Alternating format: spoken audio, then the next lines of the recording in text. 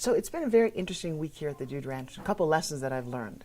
So one, when you're sitting on a horse, it's not a motorcycle, it's not a bike, it's not a car, it's actually a very living, breathing animal. And each horse seems to have its own temperament, its own desires. And when you're sitting on it, it's interesting because you want to go one way and he doesn't want to go the other way. And the whole conversation for me this week is how do you get in sync with an animal that you're sitting on the back of? And I will tell you it's taken patience and understanding.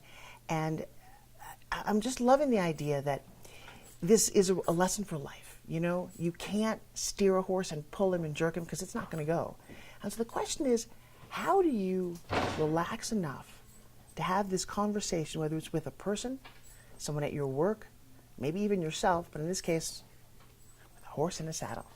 And so I've learned a lot about patience and really listening, not to what I want, but to what works best for us. You remember, it's funny, it reminds me in acting class, there used to be an exercise where you would face your partner with your hands like this, and you could only move when they moved.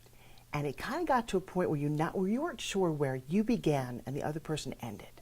And so for relationships, this I think has been an amazing week for me. Second thing I learned, you got to get out and smell the roses or the flowers or the trees.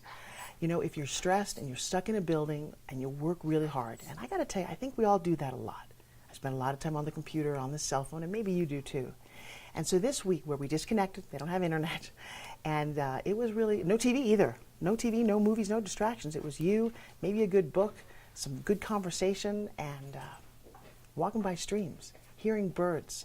We saw a bear, a little baby bear, jump in the river and take a bath. And I started to remember that you need to appreciate the very little things in life. And then, of course, reconnecting with family.